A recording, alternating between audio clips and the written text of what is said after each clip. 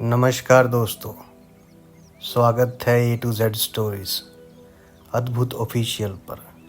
साधु संत फकीर गुरु रहबरों की सदा ही जय जयकार। जब इंसान इस दुनिया में बढ़ते रोगों को देख रहा है, अत्याचारों को देख रहा है, तो सवाल करता है कि कहाँ है भगवान? कहाँ है भगवान? परमात्मा है कहाँ?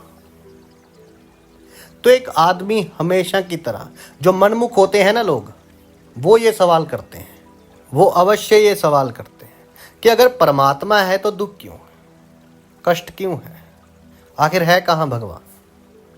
एक आदमी हमेशा की तरह अपने नाई की दुकान पर बाल कटवाने गया।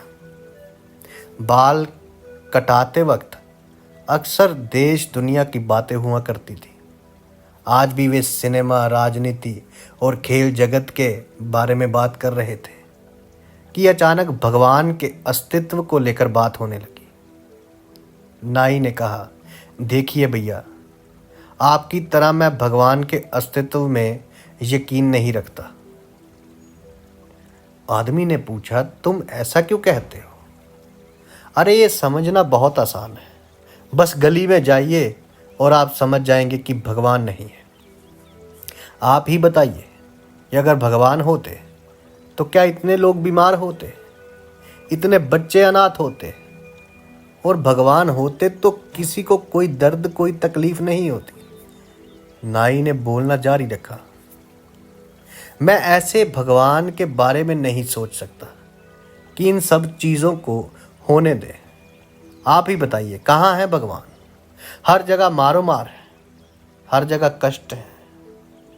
वो जो परमात्मा में यकीन रखने वाला व्यक्ति था, वो चुप ही रहा। आदमी एक क्षण के लिए रुका, कुछ सोचा, पर बहस बढ़े ना, इसलिए चुप ही रहा। नाई ने अपना काम खत्म किया और आदमी कुछ सोचते हुए दुकान से बाहर निकला और कुछ दूर जाकर खड़ा हो गया। कुछ देर इंतजार करने के बाद उसे एक लंबी दाढ़ी मूंछ वाला अधेड़ व्यक्ति उस तरफ आता दिखाई पड़ा। उसे देखकर लगता था मानो कि वो कितने दिनों से नहाया धोया ना हो। जो व्यक्ति परमात्मा में यकीन रखता था, उस आदमी ने तुरंत नाई की दुकान पे उसे वापस ले गया और बोला, जानते हो इस दुनिया में नाई नहीं है। भला कैसे नहीं होते? नाई ने सवाल किया, मैं साक्षात तुम्हारे सामने हूं। नहीं, आदमी ने कहा, वो नहीं होते हैं, वरना किसी की भी लंबी दाढ़ी मूंछ नहीं होती। पर वो देखो सामने उस आदमी की कितनी लंबी दाढ़ी मूंछ है। अरे नहीं भाई साहब, नाई होते हैं, लेकिन बहुत से लोग हमारे पास नहीं आते। ये बात नाई ने बोली। तभी उस व्यक्ति ने बोला, बिल्कुल सही। आदमी ने नाई को रोकते हुए कहा, यही तो बात है, भगवान भी होते हैं, पर लोग उनके पास नहीं जाते और ना ही उन्हें खोजने का प्रयास करते हैं। इसलिए दुनिया में इतना दुख, इतना दर्द है। जो व्यक्ति कभी ध्यान में नहीं बैठा, कभी किसी संत, रहबर, फकीर, गुरु से कभी मुलाकात नहीं हुई, कभी गुरु वचनों को सुना नहीं, कभी गुरुओं की वाणी नहीं सुनी, कभी संतों के वचन नहीं सुने, उनके ऊपर चलने की कोशिश नहीं की। असली संतों की बात कर रहा हूँ, असली पीरों फकीरों की बात कर रहा हूँ। यहाँ मैं सुना ही नहीं कभी। जो भीतर देखना ही नहीं चाहता, तो कहाँ से भगवान, कहाँ का परमात्मा?